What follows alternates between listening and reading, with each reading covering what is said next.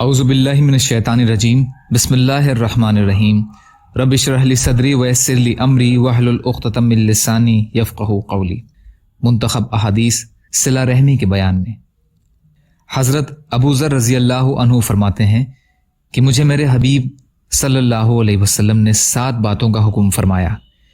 مجھے حکم فرمایا کہ میں مسکینوں سے محبت رکھوں اور ان سے قریب رہوں۔ مجھے حکم فرمایا کہ میں دنیا میں ان لوگوں پر نظر رکھوں جو دنیاوی ساز و سامان میں مجھ سے نیچے درجہ کے ہیں، اور ان پر نظر نہ کروں جو دنیاوی ساز و سامان میں مجھ سے اوپر کے درجے کے ہیں۔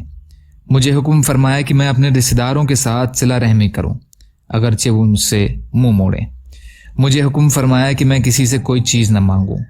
مجھے حکم فرمایا کہ میں حق بات کہوں اگرچہ وہ لوگوں کے لیے کڑوی ہو۔ مجھے حکم فرمایا کہ میں اللہ تعالیٰ کے دین اور اس کے پیغام کو ظاہر کرنے میں کسی ملامت کرنے والے کی ملامت سے نہ ڈروں، اور مجھے حکم فرمایا کہ میں لا حول ولا قوت الا باللہ کثرت سے پڑھا کروں، کیونکہ یہ کلمہ اس خزانے سے ہے جو عرش کے نیچے ہے۔ مسند احمد کی حدیث۔ فائدہ: مطلب یہ ہے کہ جو شخص اس کلمہ کو پڑھنے کا معمول رکھتا ہے اس کے لیے نہایت اعلیٰ مرتبے کا اجر اور ثواب محفوظ کر دیا جاتا ہے۔ مظاہر حق۔ یا اللہ ہم سب کو کہنے سننے سے زیادہ عمل کی توفیق عطا فرما۔ یا اللہ جو مظلوم ہیں ان کی مدد فرما، جو پریشان حال ہیں ان کی پریشانیوں کو دور کر دیجئے، جو قرض میں ہیں ان کے قرضوں کو ادا کروا دیجئے۔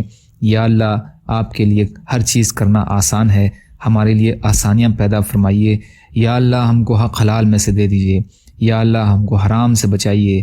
یا اللہ اپنے غیر سے بے نیاز کر دیجئے۔ یا اللہ ہم سب کو بغض، حسد، جلن، کینہ، تکبر سے پاک کر دیجئے۔ یا اللہ سچی توبہ کی توفیق عطا فرمائیے، ہماری توباؤں کو قبول فرما لیجئے۔ یا اللہ ہم سب کو دین کا کام کرنے والا بنا دیجئے، دین کا کام ہمارے لیے آسان کر دیجئے۔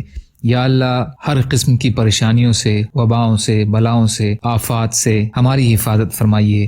یا اللہ تمام ظاہری باطنی فتنوں سے ہماری حفاظت فرمائیے۔ یا اللہ جو دنیا سے چلے گئے ان کی مغفرت فرمائیے۔ سبحان ربک رب العزت عما یصفون وسلام علی المرسلین والحمد للہ رب العالمین برحمتک یا ارحم الراحمین۔ لا الہ الا اللہ محمد رسول اللہ۔ السلام علیکم۔